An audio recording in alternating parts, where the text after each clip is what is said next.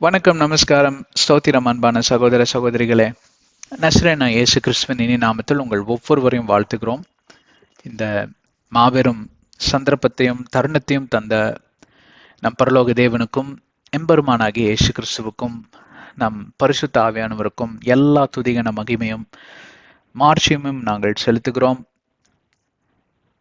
இந்த உலகத்துல நாம் காணக்கூடிய பல காரியங்கள் பார்ப்பீர்களானால் கர்த்தரிடமிருந்து என்னையும் உங்களையும் பிரிக்கக்கூடிய ஒரு காரியமாக தான் இருக்கும்.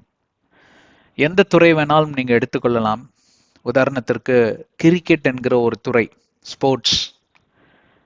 சமீபத்தில் நடந்த இந்த IPL final match, Bangalore versus யாரோ ஒரு, அது யாருன்னு தெரியல, இன்னொரு ஆப்போசிஷன் யாருன்னு, ஆர்சிபி, ராயல் சேலஞ்சர்ஸ் பெங்களூர். நான் பெங்களூர் பட்டணத்தில் இருப்பதனால் எனக்கு அது தெரியும்.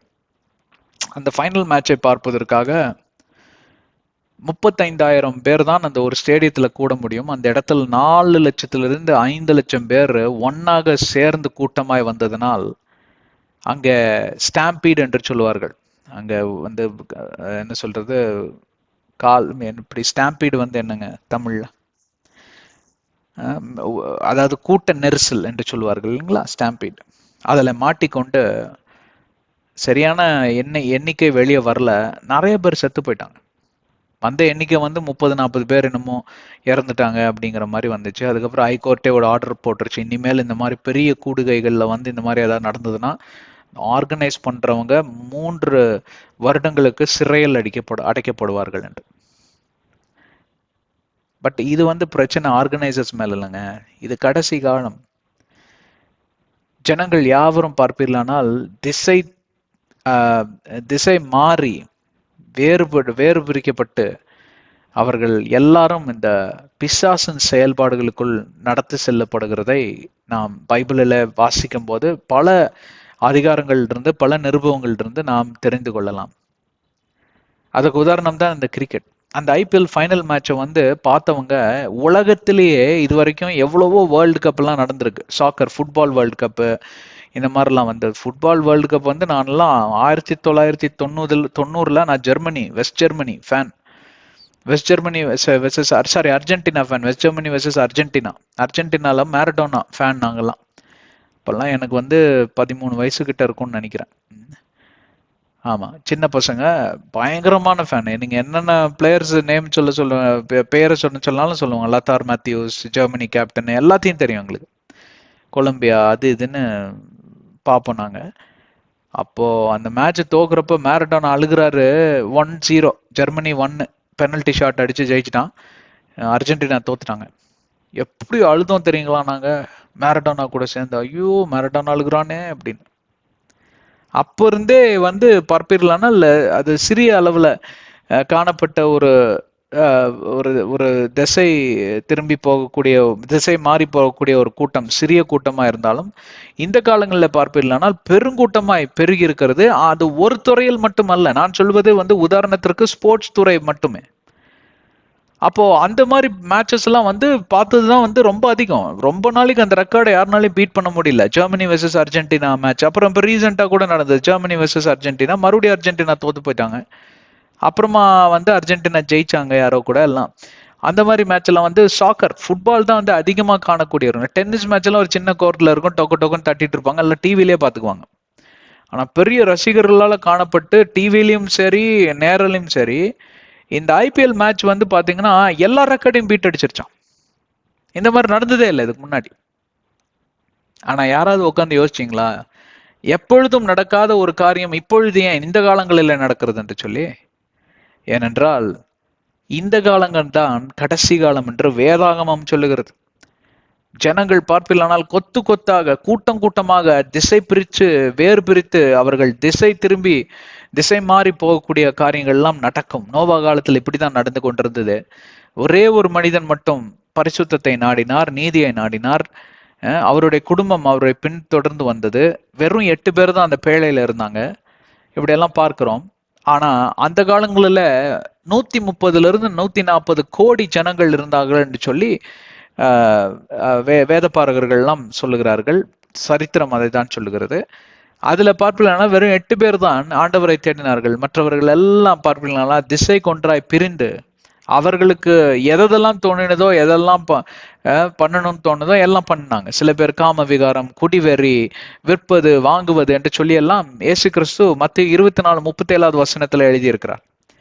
இந்த காலங்களெல்லாம் பார்ப்பீர்களானால் அதே போல நோவாவின் காலங்கள்ல எப்படி காரியங்கள்லாம் நடக்க தொடங்குகிறதோ அப்பொழுது அறிந்து கொள்வீர்கள் என்னுடைய 2ஆம் வருகை வந்து சமீபம், அது தாமதிக்கப்படுவது இல்லை என்று சொல்லி இயேசு கிறிஸ்து சொன்னதை தான் நான் உங்களுக்கு நினைவூட்டுகிறேன். எவ்வளவு பேர் என்னோட இருக்கீங்க?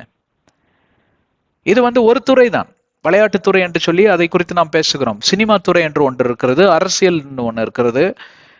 இது சினிமா துறை என்கிறது இதை விட அதிகம். விளையாட்டுத்துறை காட்டிலும் அது பயங்கரம். ஒரு சினிமா நடிகனோட படம் வந்துச்சுன்னா அவனு மாலை போட்டு இது பண்ணி அவன் கோடி கோடியா சம்பாரிச்சுட்டு அவன் வீட்டுல ஜாலியா உட்காந்துட்டு இருப்பான். இவனுங்க அடிச்சுக்குவானுங்க 2 பேரும். இந்த படம் வந்துச்சுன்னா ஆப்போசிட் ரசிகர்கள் வந்து இவனுங்க வந்து இது பண்ணு இப்படி அடிச்சுக்கிட்டு சாகுறவங்க எல்லாம் இருக்கிறாங்க. இந்த மாதிரி சினிமா துறை. அப்புறம் பாத்தீங்கன்னா சில பேர் நியூஸ் பேப்பர் பைத்தியம் பிடிச்சதுங்க இருக்குங்க. காலையில ஒருக்கா படிக்குங்க, அதேவே மதியானம், அப்புறம் சாயங்காலம், அப்புறம் திருப்பி இது பத்தாதுன்னு நியூஸை வேற டியூன் பண்ணி இன்னைக்கு என்ன நடக்குது, என்ன செய்தி, இன்னைக்கு உலகத்துல என்ன நடக்குது, எவனை கொன்னான், இந்த மாதிரி கட்டி வச்சிருக்கிறான் பிசாசு. இன்றைக்கு உங்களுடைய கண்களை கட்டி வைத்திருக்கிறான், வாய்களை கட்டி வைத்திருக்கிறான். வாய்களை கட்டுவது என்றால் என்னன்னா கட்ட அவிழ்த்து விடுவது. வாயை திறந்த பொல பொல பொலன்னு எதையாவது வளரிக்கிட்டே இருக்க வேண்டிய. சில பேர்கிட்ட பேசி பாருங்க, என்னென்ன கர்மத்தை எல்லாமோ பேசுவாங்க. ஜார்ஜ் புஷ் ஏன் வந்து சதாம் ஹுசேனை கொன்னா தெரியுமா? ஏங்க, சதாம் ஹுசேன் செத்து போயாச்சு, ஜார்ஜ் புஷும் ரிட்டையர் ஆயாச்சு. அவங்க 2 பேரும் அவங்க வேலையை பார்த்துட்டு இருக்கிறாங்க. அவர் ஜார்ஜ் புஷ் போய் அவர் ரிட்டையர் ஆகி ஜாலியா இருக்கிறாரு. அதுல அவங்க அப்பா இறந்தே போயிட்டாரு. இப்ப உங்களுக்கு நீங்க உங்க 2 பேர்த்த பத்தி பேசி என்ன பண்ண போறீங்க? இதே மாதிரிதான் தேவையில்லாததெல்லாம் வெட்டி பேச்சு என்று வேதம் சொல்லுகிறது. வெட்டி பேச்சு பேசுகிறவன் அவன் பேர் வந்து வீணா போனவன், பிஸி பாடிஸ் என்று சொல்லுவாங்க. 2 தெசலோனியர் 3ஆம் அதிகாரம் 10-11 வசனத்தை வாசி பார்த்துக்கோங்க. அதே போல மத்திய 12ஆம் அதிகாரம் 36 வசனம், you have to give an account for every useless word that you are talking. சம்பந்தமே இல்லாத விஷயத்த பேசிக்கிட்டு உட்காந்து சும்மா வெட்டித்தனம். அது போய் இது நடுவில் பிரேக் வேற, போய் ஒரு காஃபி, ஒரு பஜ்ஜி, சொஜ்ஜியை சாப்பிட்டு திருப்பியும் கண்டினியூ பண்ணுவாங்க. அதாவது திசை மாறி போன இந்த உலகத்தில் அழிந்து போன மாந்தர்கள் மத்தியில நீங்களும் ஒருவரா இருக்கிறீர்களா என்று சொல்லி உங்களுக்கு பல காரியங்களை நாங்கள் நினைவூட்டி வேதாகமத்தின் அடிப்படையில உங்களுக்கு விளக்கங்களை கொடுத்து வியாக்கியானம் பண்ணி உதாரணங்களை எல்லாம் சொல்லி இந்த காரியங்கள் எல்லாம் நீங்க ஏன் ஈடுபடக்கூடாது, ஈடுபட்டிருந்தால் அதிலிருந்து விடுதலை பெற்று வருவது எப்படி? இது பத்தாதுன்னு பாத்தீங்கன்னா ஒரு பக்கம் இந்த காமம் என்கிற காரியம், செக்ஸ் என்கிறது வந்து இன்னைக்கு ரொம்ப ரொம்ப சாதாரணமா போச்சுங்க. அந்த காலங்களில எல்லாம் அமெரிக்கால தான் பாத்தீங்கன்னா 13 வயசுல எல்லாம் குழந்தைங்க எல்லாம் பிரெக்னென்ட் ஆகுங்க. கர்ப்பம் இது பண்ணி நிறைய அதிகமான ரெக்கார்டு, என்ன சொல்றது, இது அபார்ஷன் என்கிற ரெக்கார்ட். இது வந்து அமெரிக்கா தான் இருந்தது. இன்னைக்கு பாத்தீங்கன்னா இந்தியா நாடு அதை பீட் அடிக்குதான். ரெக்கார்ட்னா அது நமது ஒஃபிஷியல் கிடையாது. அதாவது அதுக்கு சில ப்ராசஸ் எல்லாம் இருக்கு. நீங்க வந்து சில ப்ராசஸ் எல்லாம் பண்ணி ஒஃபிஷியலா பர்மிஷன் வாங்கி தான் அபார்ஷன் பண்ணோம். அந்த மாதிரி அபார்ஷன் பண்றவங்க ரொம்ப கம்மி. தெரியாம திருட்டுத்தனமா அபார்ஷன் பண்றவங்க ஏகப்பட்ட பேர். ஏன்னா பக்கத்து வீட்டுலாம் தெரிஞ்ச பிரச்சனை, இதெல்லாம் அங்கெல்லாம் ரொம்ப காமன். பக்கத்து வீட்டுக்காரனுக்கு தெரிஞ்சாலும் ஒன்றும் பிரச்சனை இல்லை, அப்படியாப்பா அபார்ஷன் ஆயிடுச்சு, அடுத்த பாய் ஃப்ரெண்ட் யாருப்பா அவனுக்கு அப்படின்னு கேட்பான். இன்னைக்கு யாருக்குறையும் அந்த நிலைமைக்கு வந்தாச்சு. லிவ் இன் ரிலேஷன்ஷிப், கல்யாணம் கட்டிக்கிறதுக்கு முன்னாடி எல்லா கர்மத்தையும் ஒரே வீட்டுல கூடியிருந்து பண்ணி முடிஞ்சு அப்புறம் கல்யாணத்துக்கு அப்புறம் என்னடா பண்ணுவீங்க? இதெல்லாம் கேட்கறதுக்கு ஆள் கிடையாது. இதுக்கெல்லாம் சட்டமே வந்து நமக்கு பர்மிஷன் கொடுக்குது. யார்? அவங்க ஃப்ரீ வெல்லாம் கேட்க கூடாது. இந்தியா தேசங்க நோன் ஃபார் ட்ரெடிஷன். இங்க ஓரினை சேர்க்கை வந்து லீகலைஸ் பண்ணியாச்சு. இந்தியா தேசம் என்றாலே எந்த ஊருக்கு போனாலும் மரியாதை கிடைக்கும். அப்படிங்களா? உங்க நாடு பயபக்தி உள்ள நாடு. நான் எந்த மதத்தையும் வந்து குறிப்பிட்டு சொல்லல. எந்த மதக்காரங்களா இருந்தாலும் ரொம்ப பயபக்தியா இருப்பாங்க. அவங்க வேதத்துல ஒரு ஹிந்து எடுத்தா அவரு கோயிலுக்கு போறதுல அதுல அவரு ரொம்ப இதா இருப்பாரு. முஸ்லிம் சகோதரர்கள் சொல்லவே வேண்டாம், 5 முறை தொழுகை பண்றவங்க அவங்க. கிறிஸ்துவர்கள் எடுத்தீங்கன்னா கத்தோலிக்கர்கள் தான் அதுல பீட்டே அடிக்க முடியாது. காலையில் ஒருக்கா சாயந்தரம் ஒருக்கா கோயிலுக்கு போயிடுவாங்க. அதே மாதிரி சீக்கியர்கள் எடுத்தீங்கன்னா குருத்வாரத்துல ரொம்ப இதா இருப்பாங்க, பயசா இருப்பாங்க. எல்லாத்துக்கும் போய் தான தர்மம் பண்ணுவாங்க, ஃப்ரீயா வந்து சாப்பாடு கொடுப்பாங்க. இந்த மாதிரி ஜெயினியர்கள் எடுத்தா அவங்களுக்கு வேற இது. இந்த மாதிரி பல எந்த மதத்தை எடுத்தாலும் இந்தியா என்கிறது பார்ப்பீர்களானால் ஒரு பக்தி வைராக்கியம், ஒரு ட்ரெடிஷன் ஃபில்டு கண்ட்ரியா இருந்தது தேசம். இப்ப பாத்தீங்கன்னா எல்லாம் சீரழிஞ்சு குட்டிச்சவர் ஆயிடுச்சு.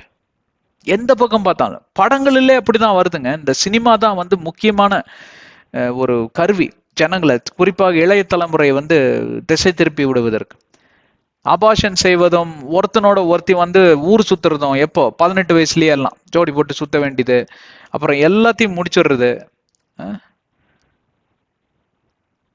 இதெல்லாம் வந்து ரொம்ப காமன், ரொம்ப சாதாரணமா காட்டுறாங்க இப்பெல்லாம் படத்துல. அந்த காலத்துல நாங்க இப்ப 80கள்லாம் சினிமா பார்த்த காலத்துலலாம் பாத்தீங்கன்னா இதெல்லாம் வந்து பயங்கர கொடிய பாவமா காட்டிட்டு இருக்கக்கூடிய இந்த மீடியா இன்னைக்கு சினிமா, இன்னைக்கு இதை வந்து ரொம்ப இது. அதே மாதிரி கேஸ், ஒன் செக்ஸ் மேரேஜ், யாரா உன் பொண்டாட்டின்னு கேட்டா அதுவும் ஆம்பளையா இருக்கு.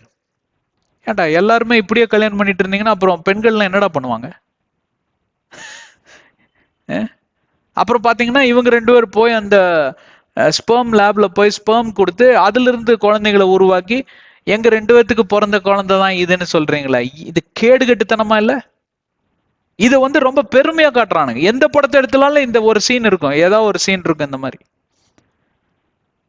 அப்போ சினிமா துறை, விளையாட்டுத்துறை, விஞ்ஞானத்துறை, அப்புறம் மருத்துவத்துறை, இவைகள் எல்லாம் பார்ப்பில்லைனால் இந்த பக்தி விருத்தி என்கிற காரியமே இல்லாமல் ஜனங்களை திசை திருப்பி நடத்தக்கூடிய இந்த உலகத்தில் நானும் நீங்களும் வாழ்கிறப்போ, முதலாவது இது கடைசி நாட்கள் என்று சொல்லி நாம் புரிந்து கொள்ள வேண்டும். கிறிஸ்து வருகை மிக சமீபம்.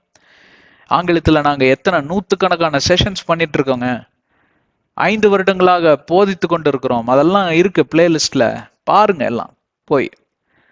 அதுல நீங்க சிக்கி கொள்ளாமல் பேரனுடைய கண்களுக்கு தப்ப வைக்கக்கூடிய ஆண்டவரை நீங்க பற்றி கொண்டு உங்க கால்கள் வலையில சிக்கி கொள்ளாதபடி, எவன் ஒருவன் பிழைத்திருக்கிறானோ அவனுக்கே ஜீவகிரீடம் கொடுக்கப்படும். எவன் ஒருவன் பிசாசுக்கு எதிர்த்து நிற்கிறானோ அவனுக்கே மோட்ச வாழ்வு கொடுக்கப்படும். எவன் ஒருவன் இந்த சோதனைகளை எல்லாம் மேற்கொள்ளுகிறானோ அவனுக்கே பரலோகத்தில் ஒரு இடம் கொடுக்கப்படும் என்று வெளிப்பாடு 3:21, 3:12 சொல்லுகிறது.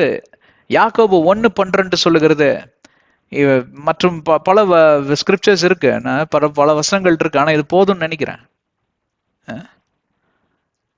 அதனாலதான் இந்த மாதிரி போதனைகள்ல நீங்க வந்து எங்களோட கலந்து கொள்ள வேண்டும். தயவு செஞ்சு இதெல்லாம் உங்க நன்மைக்காக நாங்கள் சொல்லி கொடுத்து கொண்டு வரோம். வாருங்கள் முன்னேறி செல்லுவோம். ஆதியாகமத்தின் ரகசியங்கள் என்கிற தலைப்பில நாம் பல வருடங்களாக பல காரியங்களை குறித்து நாம் பேசி கொண்டு வருகிறோம்.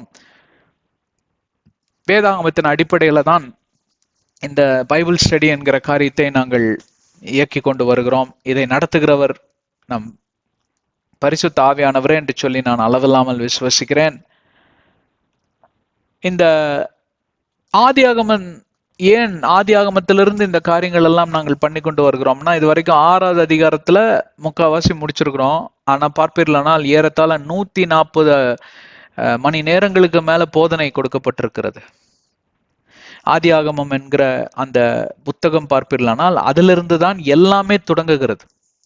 தேவனுடைய சிருஷ்டிப்பிலிருந்து மனிதனை மனிதன் மனுஷியை உருவாக்கக்கூடிய காரியங்கள், எல்லா படைப்புகளை குறித்தும் ஆண்டவராகிய தேவன் விவரித்து அந்த இடத்துல பாவம் நுழையக்கூடிய ஒரு சம்பவம், அந்த பாவத்துல மனிதனானவன் சிக்கி கொண்டு பரிதவிக்கக்கூடிய சம்பவம், அதோடு கூட பார்த்தீங்களானால் ரொம்ப பரிதாபமான இழப்புகள் மற்றும் கொலைபாதகர்கள் உருவாகுவது மற்றும் கரப்ஷன், வைலன்ஸ் என்று சொல்லி பார்ப்பீங்கன்னா உலகமே கெட்டு சீரழிஞ்சு போனது வன்முறையின் நிமித்தமாக.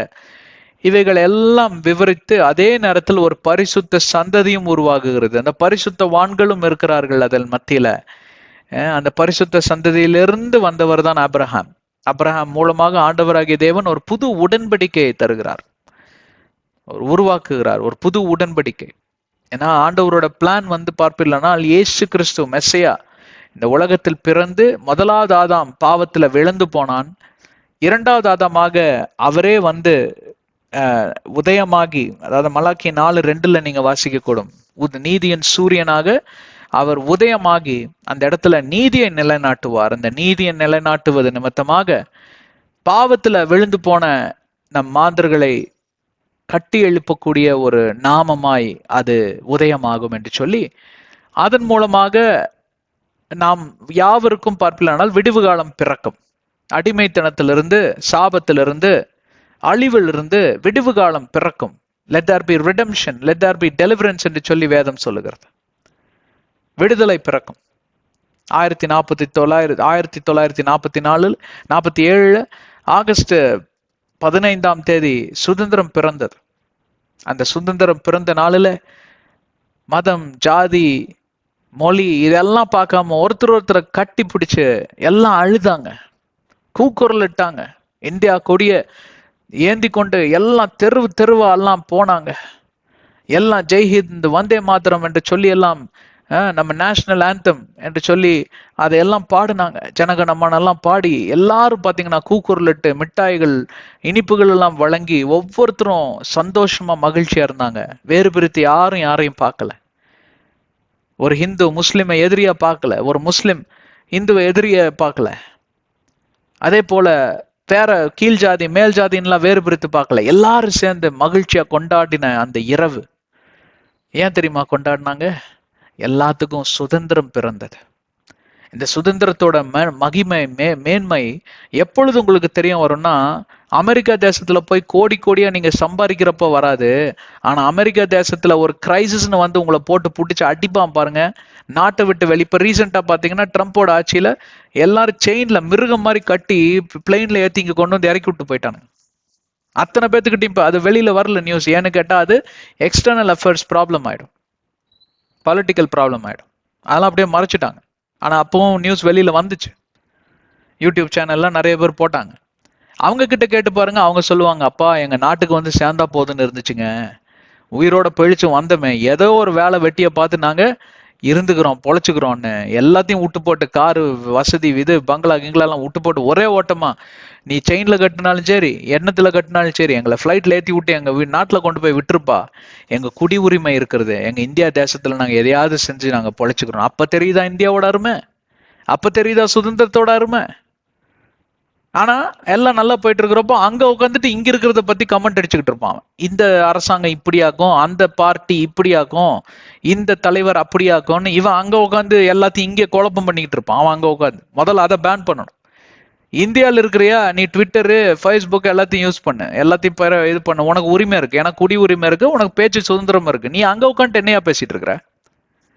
இங்க வாயா. அந்த கவர்மெண்ட்டுக்கு டாக்ஸ் கட்டிட்டு இந்த கவர்மெண்ட்டை பத்தி நீ எதுக்கே பேசுற? உனக்கு என்ன யோகிதை இருக்கு? உனக்கு யார் அந்த உரிமையை கொடுத்தா? எங்க பாஸ்போர்ட் ஒண்ணு இந்தியன் பாஸ்போர்ட், அப்ப இங்க வந்து ஒழுக்கமா வேலை செய். ஆனா அவனே சொல்லுவான், அதுக்கப்புறம் எல்லாம் அங்க அடி வாங்கின பிறகு இங்க வந்துட்டு, அப்பா எங்க குடி உரிமை நல்ல வேலைங்க, நாங்க இங்க பாஸ்போர்ட்டை மாத்தல, இந்தியாவுக்கு வந்து சேர்ந்தோம் அப்படின்னு. அதே சுதந்திரத்தை கொடுப்பதற்கு தான் இயேசு கிறிஸ்துவை ஆதியாகமம் 3:15 ஆண்டவராகிய தேவன் உருவாக்கினார். ஒரு புதிய திட்டத்தை உருவாக்கினார். அந்த கிறிஸ்து பிறப்பதற்கு ஒரு புது உடன்படிக்கை ஆபிரகாமின் மூலமாக நம் சந்ததிக்கு தருகிறார். அதெல்லாம் வருங்காலத்துல பார்க்கலாம், எல்லாம் வந்துடும். ஆபிரகாம் எல்லாம் வந்து கொஞ்சம் 2-3 சாப்டர்ல வந்துருவார். அதுக்கப்புறம் எல்லாம் ஃபுல்லா மாறிடும். அவருக்கு என்னெல்லாம் வந்து வாக்குத்தத்தம் கொடுக்கப்பட்டதுன்னு. இப்ப நம்ம எங்க இருக்கோம்னு கேட்டா நோவா தாத்தா கதையில தான் இருக்கிறோம். 6வது அதிகாரத்தில் நாம் 1-13 வசனங்களை ஏற்கனவே பார்த்து முடித்து விட்டோம். 6வது அதிகாரத்தை 3 பகுதிகளாக பிரிக்கலாம். இதை குறித்து ஏற்கனவே நாம் பலமுறை பேசியிருக்கிறோம். முதலாவது பகுதியில பார்ப்பில்லானால் மனிதனானவன் எப்படியாக பூமியை சீர்கட்டு ஒரு மாதிரி எல்லாம் நாசகாரியங்களையும் பண்ணி அழித்து விட்டான். ஆண்டவராகிய தேவன் முடிவெடுக்கிறார், இனிமேல் இவனை விட்டு வச்சா வேலைக்கு ஆகாது, இவனை முதல்ல முடிச்சிடலாம், கதையை அழிச்சு முடிச்சிடலாம் அப்படின்னு ஒரு தீர்மானம் எடுக்கும் மாத்திரத்தில் 2வது பகுதியில நோவா என்கிற ஒரு பக்தன், ஒரு பரிசுத்தவான், ஒரு நீதிமான் அங்கே இருக்கிறார், ஏற்கனவே இருக்கிறார். ஆனா ஆண்டவருடைய கண்கள்ல சரியா தென்படலன்னு தான் நான் நினைக்கிறேன்.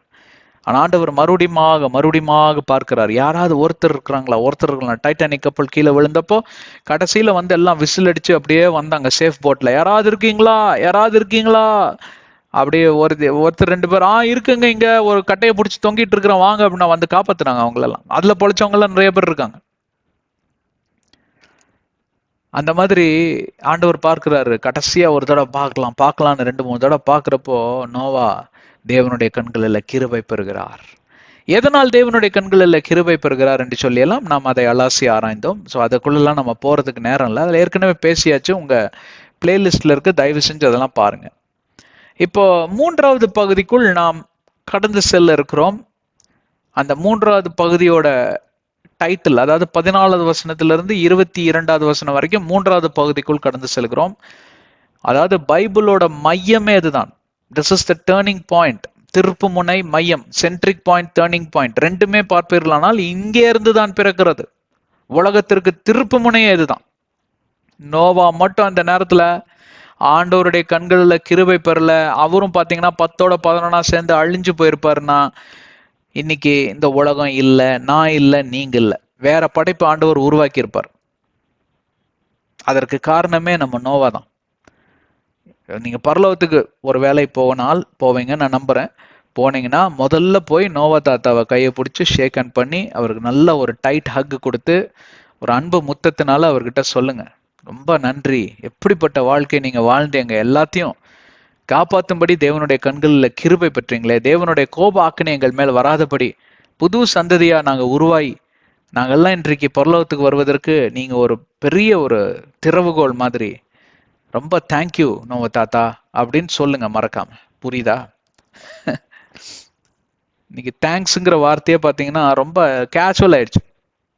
அதோட மகத்துவத்தை யாரும் புரிஞ்சுக்கிறது இல்லை. அதனாலதான் சொல்ல வேண்டியதா இருக்கு. 3வது பகுதிக்குள்ள கடந்து செல்வோம். அதோடைய தலைப்பு என்னவென்று பார்ப்போம். Ark prepared. பேழை என்கிற ஒரு சப்தம், ஒரு வார்த்தை முதல் முறையாக பைபிளிலே உருவாகக்கூடிய ஒரு காரியம். Arc prepared. ஆர்க், ஆர்க் என்றால் பேழை. பேழை என்றால் என்ன?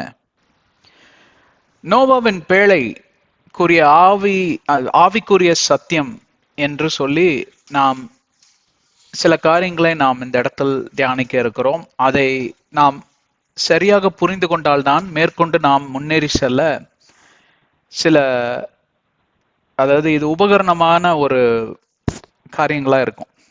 எப்படி சரியா சொல்லணும்னு கேட்டா, ஒரு வீடு கட்டுவதென்றால் அதற்கு தேவையான அந்த ப்ளூ பிரிண்ட் மற்றும் என்ஜினியர்ஸ் மற்றும் பார்ப்பீர்களானால் வேலை செய்யக்கூடிய தொழிலாளிகள், மேசன், மேஸ்திரி, இந்த மாதிரிலாம் ஏகப்பட்ட டிபார்ட்மெண்ட்ஸ் இருக்கு இல்லைங்களா?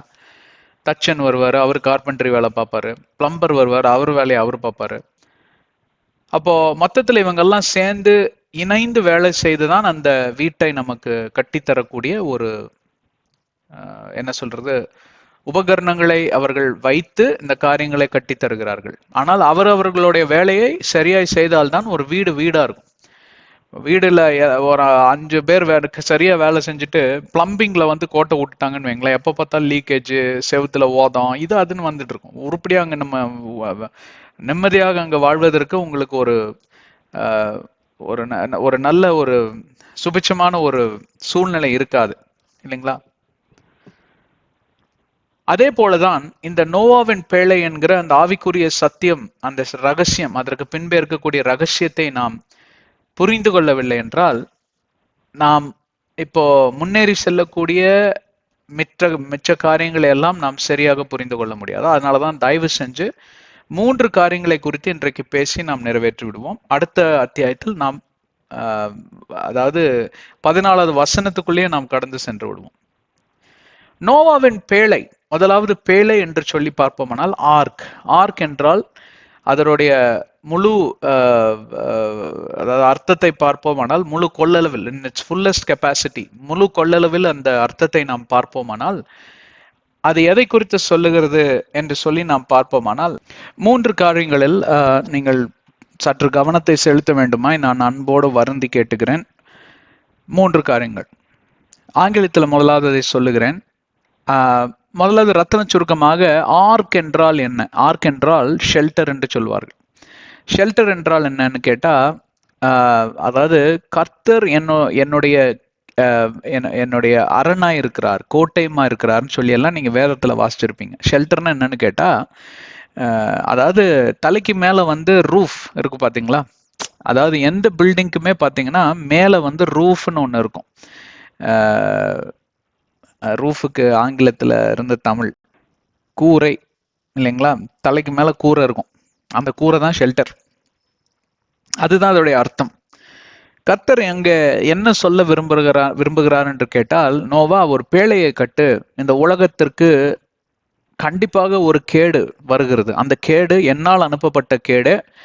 ஏனென்றால் இந்த உலகமே கேடை நோக்கி போனதுனால் அந்த கேடுனாலே அந்த கேட்டின் மகனாகிய பிசாசிற்கு இரையாகி விட்டார்கள். அதிலிருந்து யாரும் தப்பிக்க முடியாது.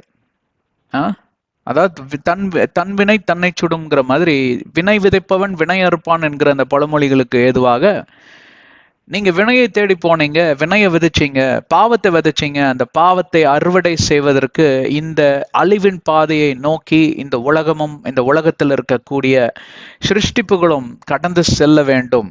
இது நேரிடவே நேரிடும் என்று நான் என் நாமத்தின் மேல் ஆணையிட்டு சொல்லுகிறேன் என்று கர்த்தர் அங்கே சொல்லுகிறேன். ஆனாலும் நான் ஒரு ஓப்பன் ஆல்டர் கால், அதாவது பல பெந்தகாஸ்து திருச்சபைகள் எல்லாம் கடைசியில முடிஞ்ச பிறகு யாரெல்லாம் கர்த்தரை ஏற்றுக்கொள்ளுங்க, எல்லாம் முன்னாடி வாங்க ஜெபிக்கணும் அப்படிம்பாங்க. உடனே எல்லாம் ஆல்டர் கால். இதுல பில்லி கிரஹாம் வந்து பெரிய ஸ்பெஷலிஸ்ட், ஆல்டர் கால் கொடுப்பாரு. அவர் மாதிரி ஆல்டர் கால் கொடுத்து லட்சக்கணக்கான ஜனங்க இயேசுவை ஏற்றுக்கொண்டது வந்து இந்த வரைக்கும் உலகத்துல யாராலையும் அந்த ரெக்கார்டை பீட் பண்ணவே முடியல. அதே போல ஆண்டவராகிய தேவன் இந்த ஆல்டர் கால்ங்கிற மெத்தட் எங்கிருந்து வந்துச்சுன்னு கேட்டா இங்கே இருந்து தான் தொடங்கினது.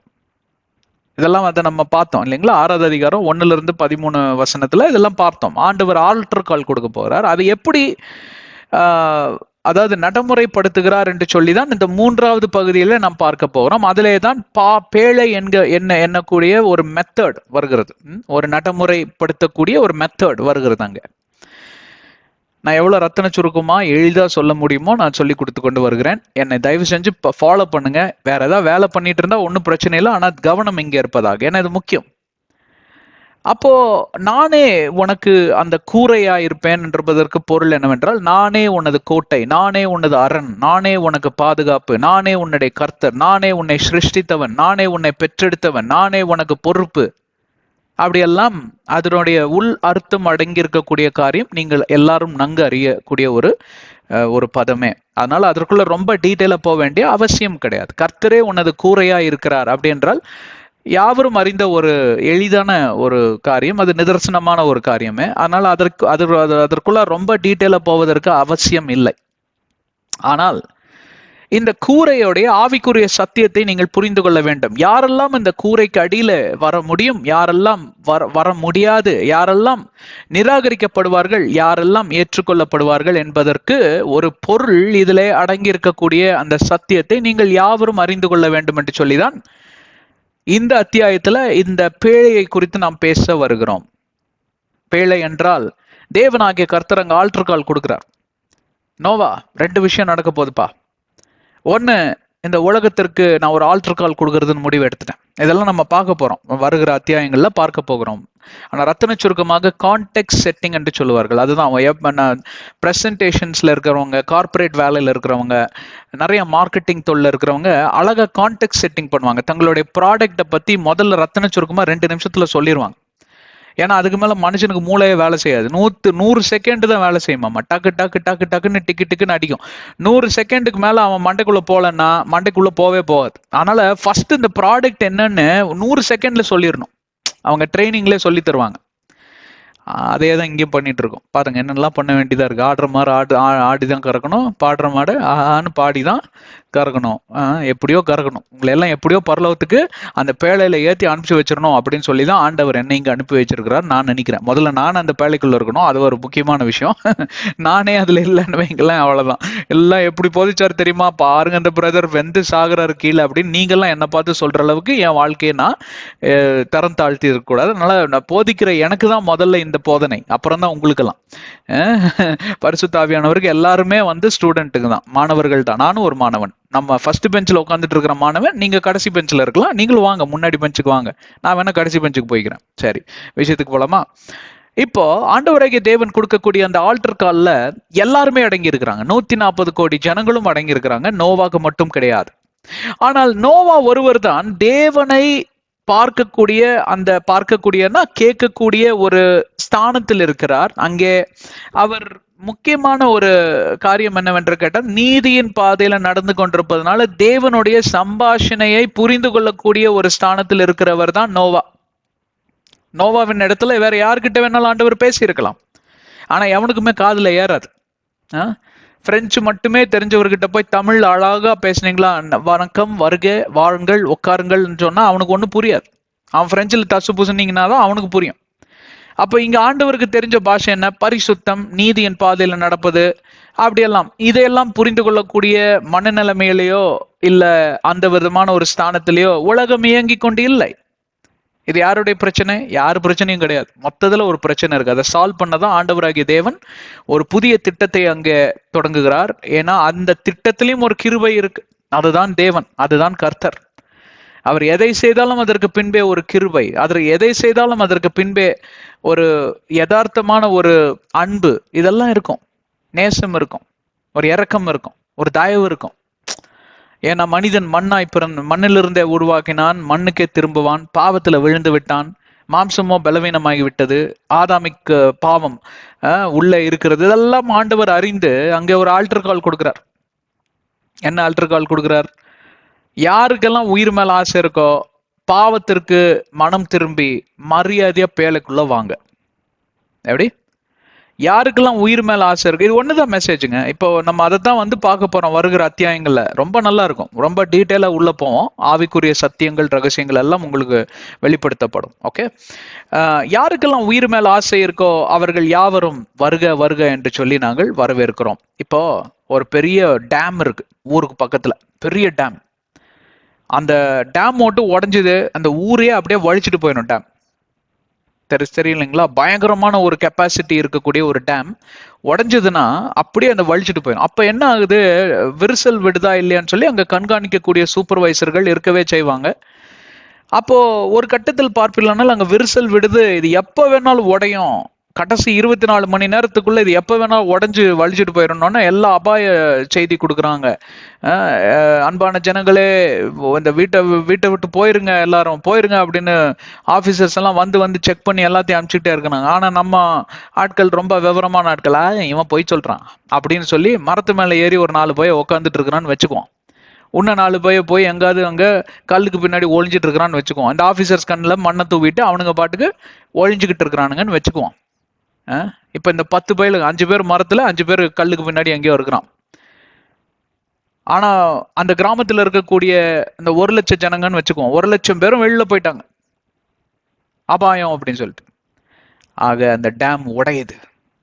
இவனுங்க எல்லாம் என்ன சொல்றாங்க? எல்லாம் போயிட்டானுங்கன்னா இந்த கிராமமே நமக்கு தான் சொந்தம், நம்ம தான் ராஜா, நம்ம தான் மந்திரி அப்படின்னு சொல்லிட்டு இவனுங்க முட்டாள்தனமா டெசிஷன் எடுத்து, முடிவு எடுத்து அந்த இடத்துல அமர்ந்து இருக்கிறார்கள். டேம் உடையுது, வெள்ளம் வருது, அப்படியே வாரிட்டு போயிருது.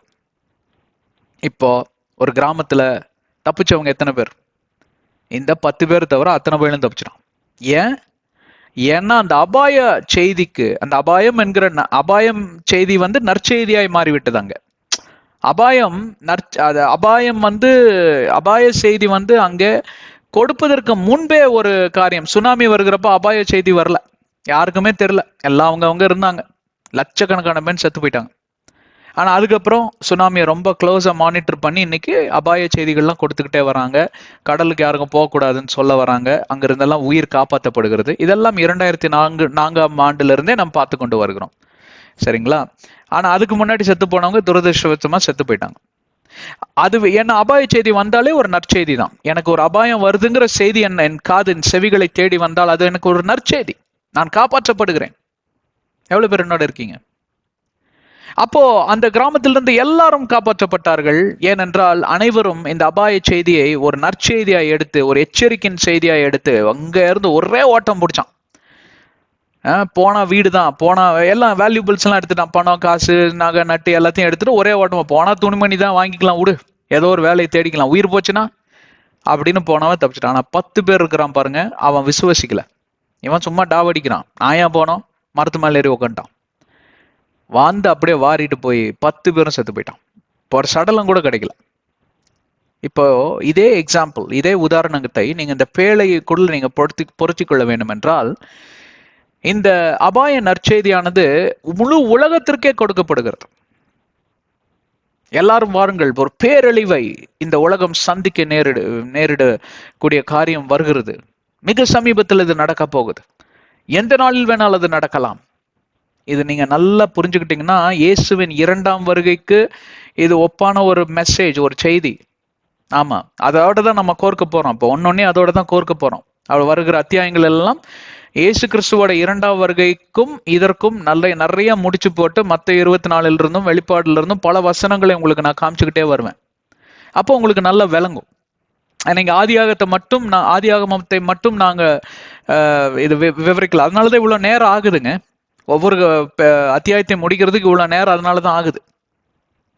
முக்கியமான விஷயங்க, கொட்டை விட்டுறாதீங்க, என்ன கேளுங்க தயவு செஞ்சு.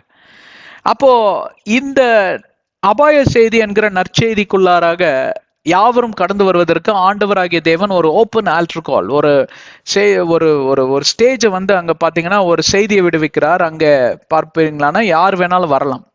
இதை யாரை கொண்டு செய்யணும்? தேவனே பேசுவதற்கு இங்க ஒரு பயிலும் தகுதியானவனும் கிடையாது, ஒருவனும் யோகியன் கிடையாது, ஒருவனுக்கும் கேட்பதற்கு நேரமும் கிடையாது. பாவமானது தேவனிடமிருந்து இவர்களை பிரித்தது. அங்கே இருக்கக்கூடிய ஒரே பரிசுத்தவான் யாரா தான் இருக்கிறா? நோவா.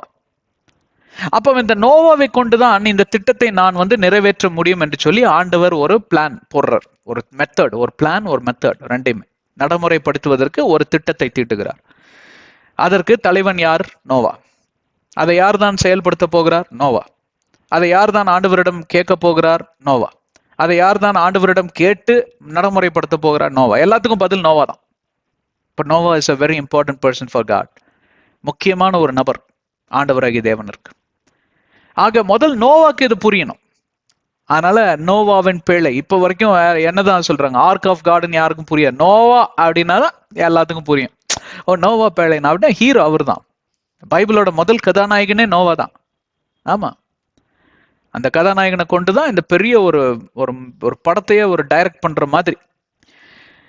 அப்போ இங்க இரண்டு காரியங்கள் வந்து ஆண்டவருடைய அந்த திட்டத்துக்குள், தெய்வீக திட்டத்துக்குள், தெய்வீக சித்தத்துக்குள் அடங்கி இருக்கிறது. ஒன்று, நோவாவை காப்பாற்ற வேண்டும், நோவாவும் நோவா வீட்டாரையும் காப்பாற்ற வேண்டும். இன்னொன்னு, நோவாவை கொண்டு மற்ற ஜனங்கள் யாரெல்லாம் இதை ஏற்றுக்கொள்கிறார்களோ அவர்களுக்கும் இந்த ஆசீர்வாதம் நீட்டிக்கப்பட வேண்டும், அவர்களுக்கும் இந்த கிருபை நீட்டிக்கப்பட வேண்டும். அதற்கு ஒரு ஸ்ட்ரக்சர் தேவை, ஒரு திட்டம் தேவை, ஒரு ப்ளூ பிரிண்ட் தேவை. அப்ப ஆண்டவர் யோசிக்கிறார். அப்போ என்ன ப்ளூ? ஆனா இந்த உலகத்துல இருந்து ஒருவனும் தப்பிக்க முடியாது. அவர் எடுத்த தீர்மானம் தான். ஆண்டவர் தீர்மானத்தை எடுத்துட்டு நாக்க கடிச்சுக்கிட்டு தெரியாம பண்ணிட்டேங்க அப்படின்னு சொல்றதுக்கு அவர் மனிதன் கிடையாது, தெய்வம். ஒரு முடிவு எடுப்பாரானால் அது மிக மிக துல்லியமான ஒரு முடிவாக தான் இருக்க முடியும். அந்த முடிவுல தவறு இருப்பதற்கு வாய்ப்பே கிடையாது.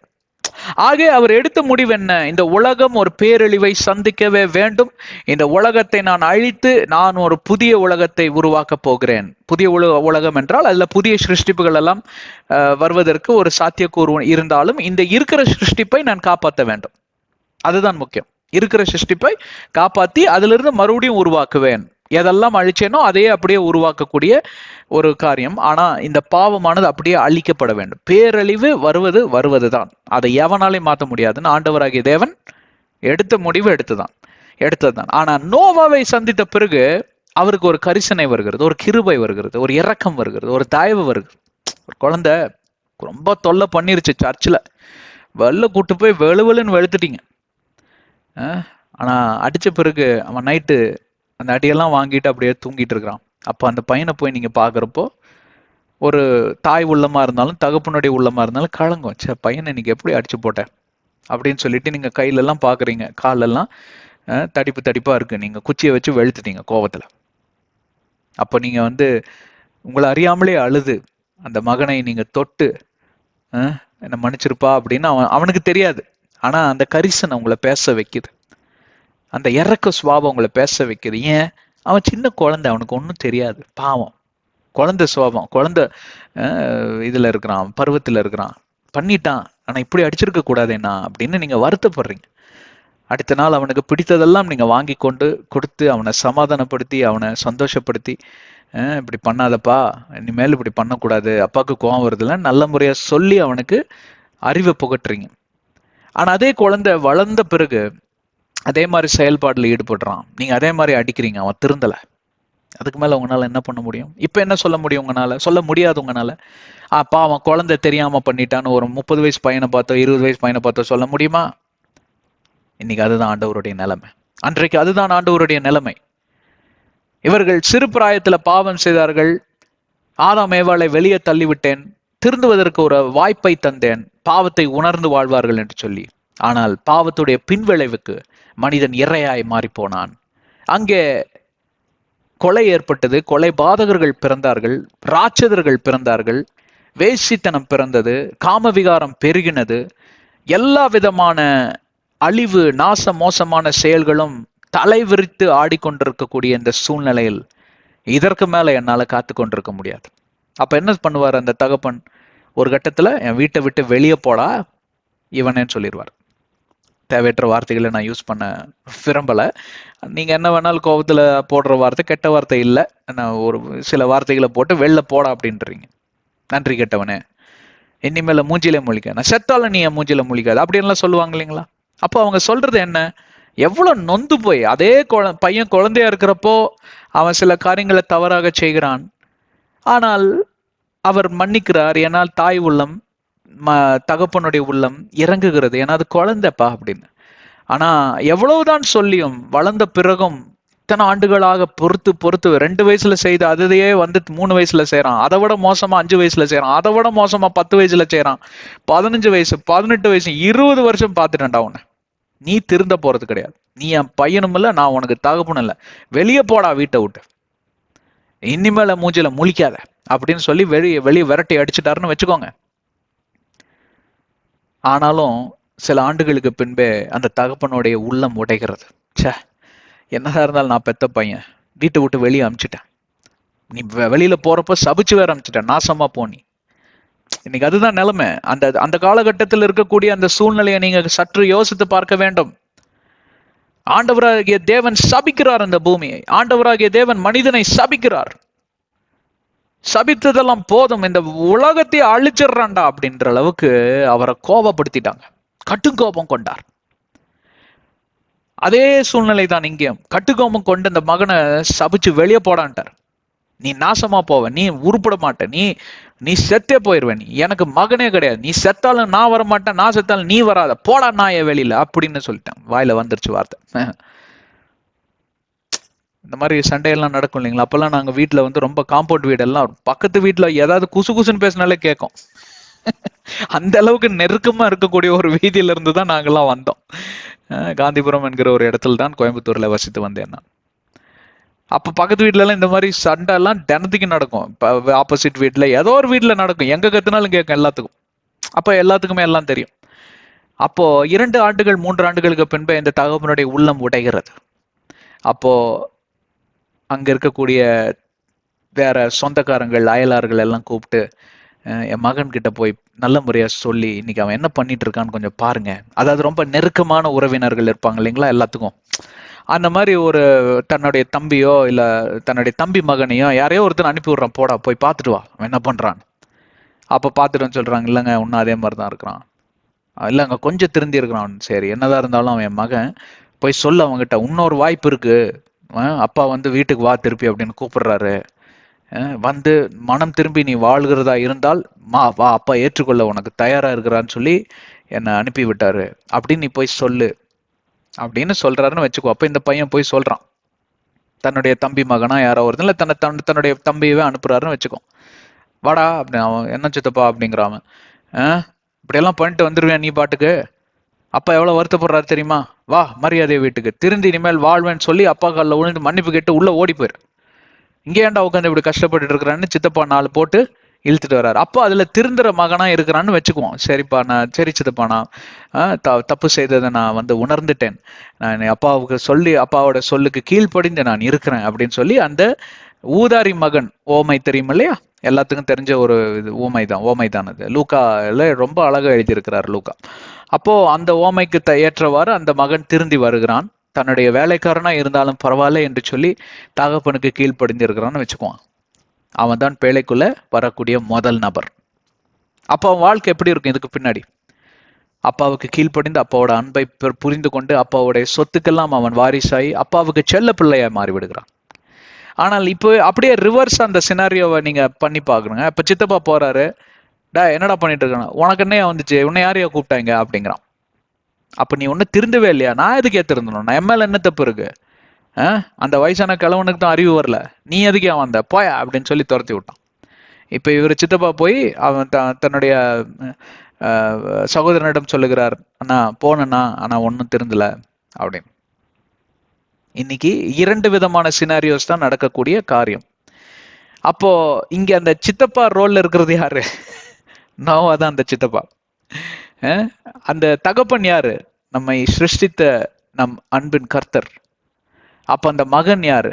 அந்த மகன் யாரு கேட்டா நம்ம யாவருமே. இப்ப 3 பாத்திரங்களாக பிரித்து சொன்னால்தான் உங்களுக்கு புரியும். நோவா சித்தப்பா, தகப்பன் என்ன ஸ்தானம் இருக்கக்கூடிய நம்ம தேவாதி தேவன் கர்த்தாதி கர்த்தர் நம்ம ஆண்டவர்.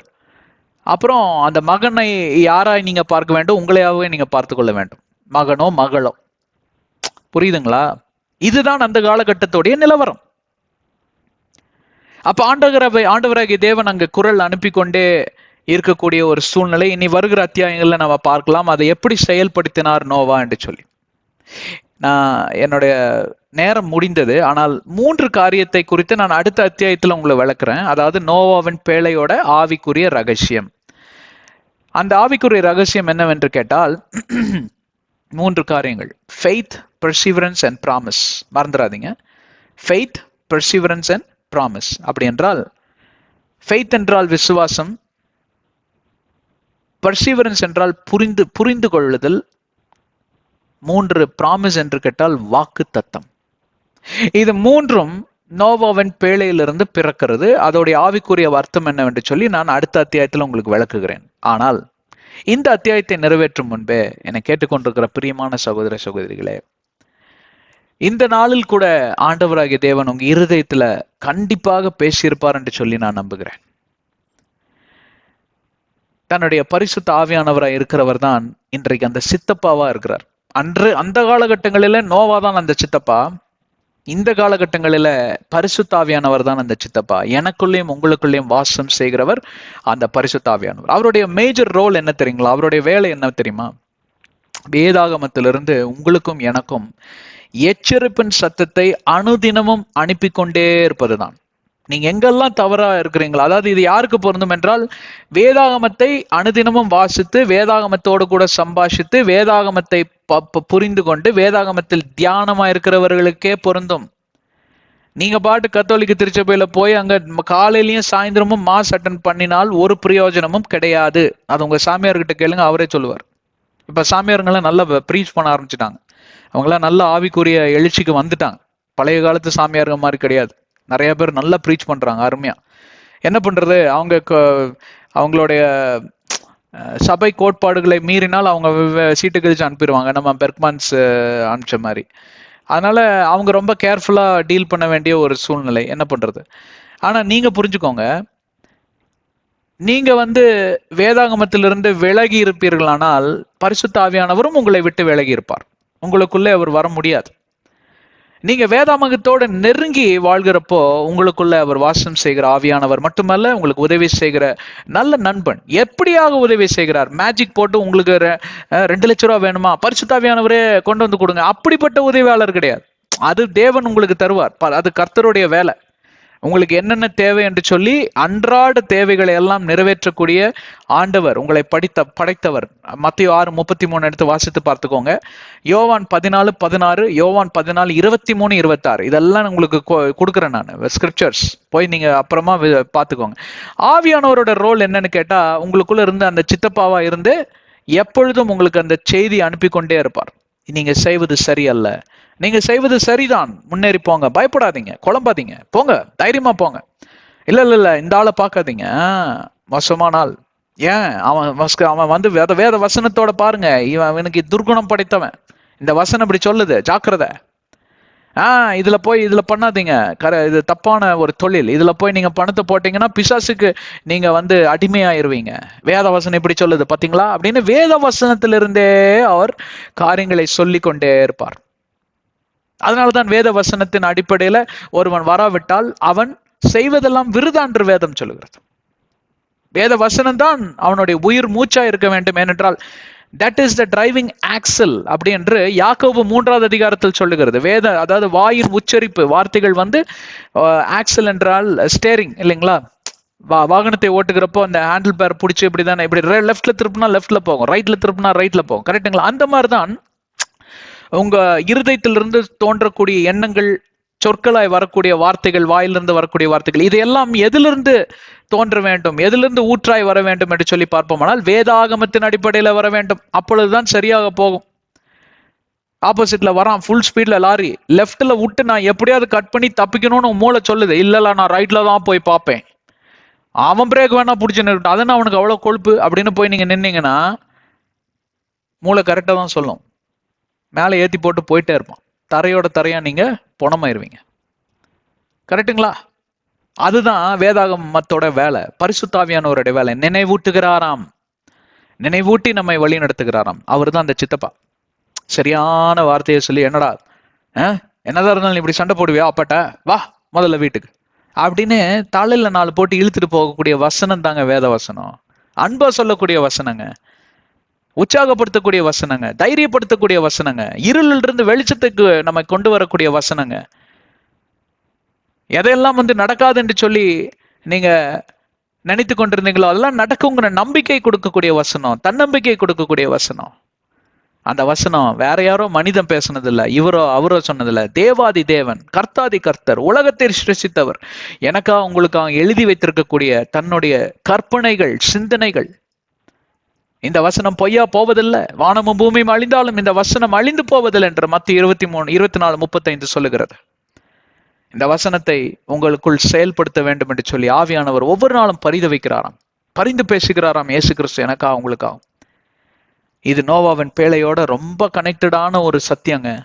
இன்றைக்கு கூட என்னை கேட்டுக்கொண்டிருக்கிறவர்கள், இப்பொழுது கேட்டுக்கொண்டிருக்கிறப்பவே உங்களோடு கூட ஆவியானவர் பேசி கொண்டுதான் இருக்கிறார்.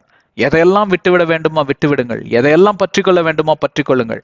ஆனால் வேதாகமத்தின் அடிப்படையில அந்த வார்த்தையை நீங்க பற்றி கொண்டால்தான் அது நிலையாய் நிற்கும். சும்மா நீங்களா ஒரு யூகம் பண்ணக்கூடாது. அன்னை மரியாள் கிட்ட போய் எனக்கா ஜெபிச்சிங்களா, அப்புறம் அடுத்த நாள் போய் அதே அன்னை மரியாள் ஸ்டாச்சு, அதாவது சுரூபத்துக்கு முன்னாடி நின்று கேட்கறது, மரியாளே ஏதாவது சொல்லுங்க, சும்மா அப்படியே என்ன பார்த்துட்டு இருந்தீங்கன்னா என்ன அர்த்தம்? மரியாளுக்கு பின்னாடி இருந்து பிசாசு அழகா பேசுவான். ஏன்னா இதெல்லாம் வேதாகமத்தில் இல்லாத ஒரு சத்தியம், அது மனிதனால் உருவாக்கப்பட்டது. அந்தோனியார் சிலை பின்னாடி போய் நிற்கிறது இல்ல. சரி, பந்துக்ளாஸ் திருச்சபைக்கு வருவான், இல்லைன்னா அந்த பாஸ்டர் கிட்ட போய் சொல்றது, இன்னைக்கு ஆண்டவர் என்னை பத்தி என்ன சொன்னார் பிரதர், பாஸ்டர் நீங்க தான் பெரிய தீர்க்கதரிசியாச்சே அப்படின்னு சொன்னா அவர் தீர்க்க தரிசனம் எடுத்து அடிச்சு விடுவார். அவர் யாருங்க உங்களுக்கும் இயேசுவுக்கு நடுவுல? அவர் யாருங்க உங்களுக்கும் உங்களை படைச்ச தகப்பனுக்கு நடுவுல? அவர் யாருங்க உங்களுக்கும் உங்க ஆண்டவருக்கு நடுவுல? அவரோட சுவாச காற்றியா நீங்க மூச்சுட்டு சுவாசிட்டு இருக்கீங்க, அவரோட ஆவியா நீங்க பெற்றுக்கொண்டு இருக்கீங்க. அவர்கிட்ட ஏங்க போங்க நீங்க பிச்சை கேட்டுட்டு இருக்கீங்க ஒவ்வொரு நாள் போய்? மரியாள் சிலுவை இது சுருவத்துக்கிட்ட போய், அந்தோனியார் சுருவத்துக்கிட்ட போய் நீங்க எங்க ஒவ்வொரு நாளும் தவறு முட்டிங்காலில் நிக்கிறீங்க? இதெல்லாம் பாக்குறப்ப ஆண்டவருடைய மனசு எவ்வளவு உடையும் தெரியுமா? இதுக்கு காரணம் என்னன்னு கேட்டா, வேதாகமத்தின் அண்டையில நீங்க வரல, பேழைக்குள்ள நீங்க நுழையல, வேத வசனத்தின் அடிப்படையில் நீங்க எதையும் பார்க்க கத்துக்கொள்ளல.